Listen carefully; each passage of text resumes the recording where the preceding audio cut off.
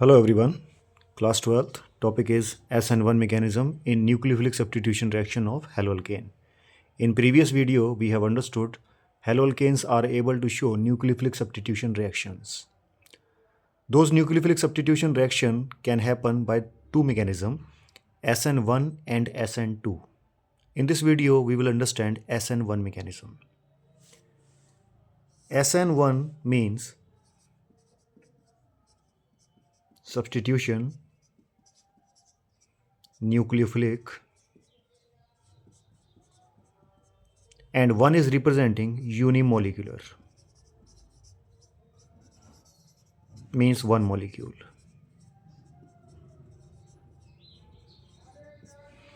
S represents substitution, N represents nucleophilic, and 1 represents unimolecular, means one molecule. Now what does it mean? Let's understand.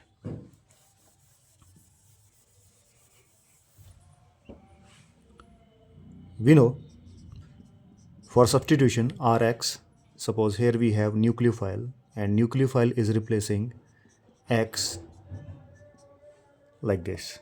And this is nucleophilic substitution reaction, a general reaction. We have two reagents. This is reagent number 1, this is reagent number 2. Speed of reaction is depending on only one reagent.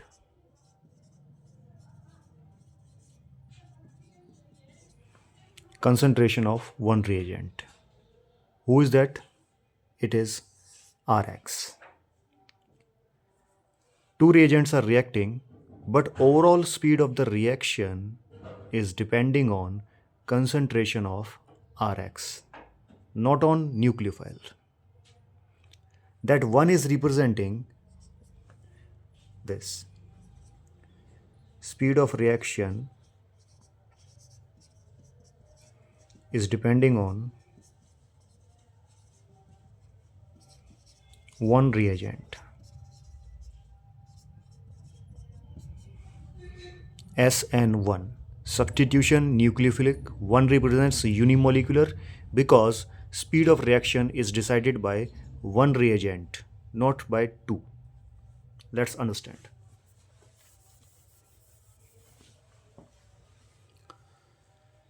First of all, we need to understand how this SN1 mechanism is happening. SN1 involves two steps. The first step is generation of carbocation.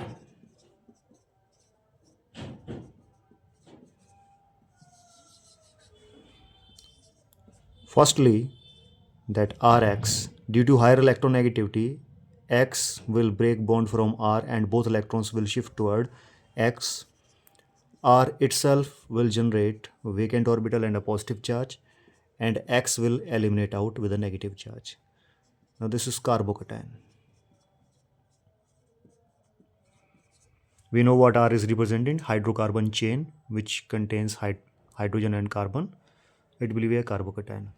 Now this step, number 1, is a slow step. Here we have two steps. This is step 1 which I have written. Second I will write. Out of those two steps, first step is slow step. A reaction which is completing in more than one step, always its speed will be decided by slow step. We can call this step rate determining step also. Rate determining step. Always slow steps are rate determining step. Why these steps are slow? Because their activation energy is very high. The energy required to complete this process is very high. That's why it is a slow step, and always slow steps will decide overall speed of the reaction. Now you can check in a first step means this slow step, one particle is present. And which is that particle? Rx. That's why concentration of Rx is deciding overall speed of the reaction. Step 2. attack of new nucleophile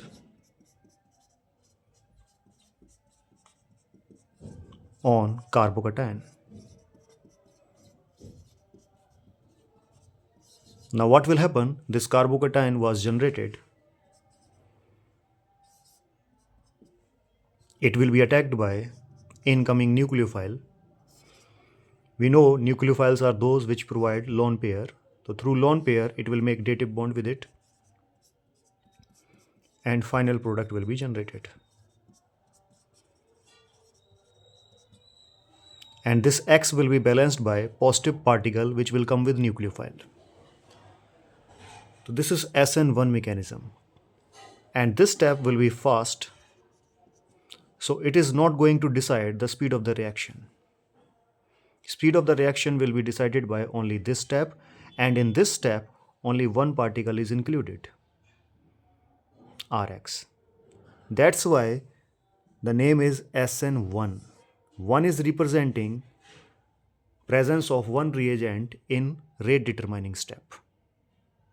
Now let's check other factors in SN1 mechanism.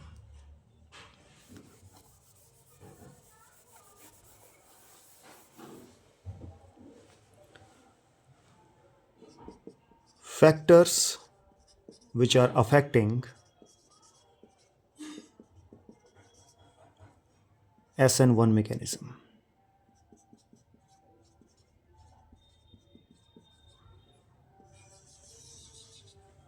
Number 1, nature of Rx.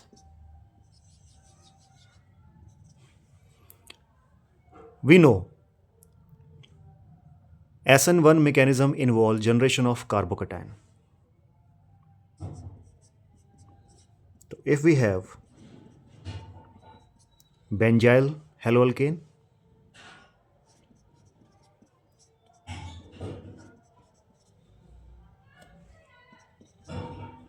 allyl haloalkane, 1 degree haloalkane, 2 degree haloalkane, and 3 degree haloalkane. Which haloalkane will fastly undergo in SN1 mechanism? Because we know SN1 mechanism involves generation of carbocation. So obviously first we have to look which carbocations will be generated through them. In first step, the benzyl haloalkane will create benzyl carbocation. Allyl haloalkane will create allyl carbocation. 1 degree haloalkane will create 1 degree carbocation, 2 degree carbocation, 3 degree carbocation. Now we know their stability order. The benzyl carbocation is most stable. Benzyl is most stable. Then allyl. Then allyl is better than 3 degree. 3 degree carbocation is better than 2 degree. And 2 degree carbocation is better than 1 degree. One more type of alkyl halide you can use, that is methyl simple haloalkane, CH3X.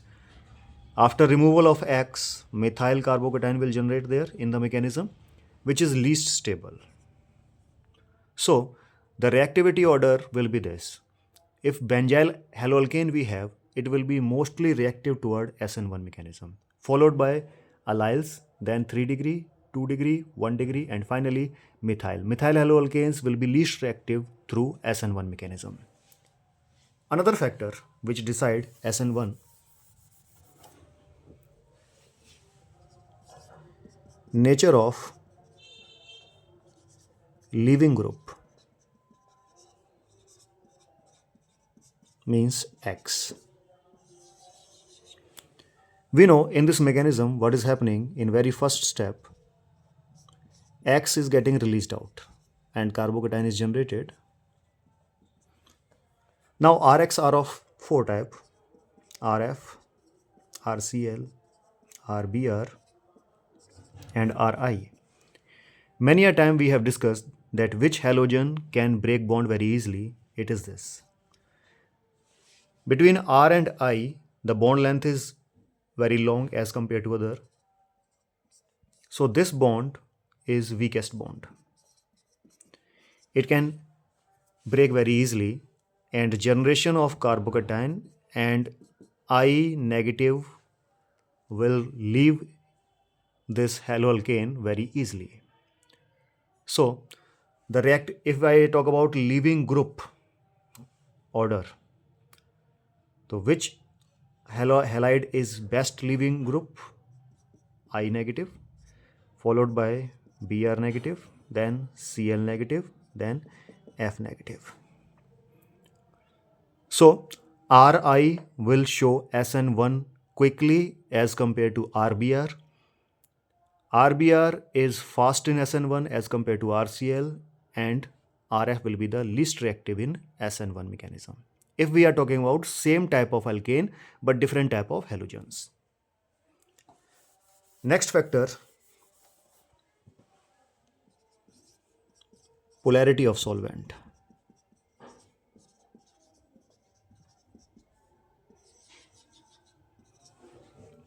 We know these reactions are happening in some solvents. What kind of solvents will favor SN1 mechanism? They are polar protic solvents. What are polar protic solvents? Like H2O. Why we are calling it polar protic solvent? Because number one, it is polar in nature, negative, positive. It have a polar nature, and it contains proton. This H positives are known as protons. So we call them polar protic solvent, such as alcohol, oxygen negative, hydrogen positive. This is also polar protic solvent. Now such solvents favor SN1 mechanism. How? The reason is because we know in SN1 mechanism there is a generation of cations and anions, R positive, X negative, the first step. Now if we have polar protic solvent, so polar protic solvent will stabilize them. Means like R positive will be surrounded by many water molecules through negative oxygen. Like this. And X negative will be surrounded by H positives.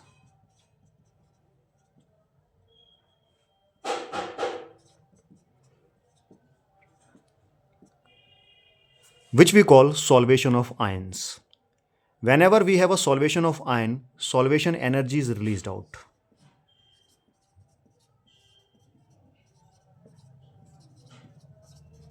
Due to which our ions are getting stability. And the solvation energy which is released out will be used to further breakage of ions. This energy will be used out to break next particles of Rx to create R positive and X negative. In this fashion, polar protic solvent help SN1 mechanism for its proceed. That's it. These are the factors which are deciding SN1 mechanism. There is no role of incoming nucleophile because incoming nucleophile is in second step, which have to attack on R positive like this, and that step is first step. That's why the amount of nucleophile will not affect overall speed of the reaction or overall process of the SN1 mechanism. That's it. This is the end of SN1 mechanism. Now in next video, we will try to understand SN2 mechanism.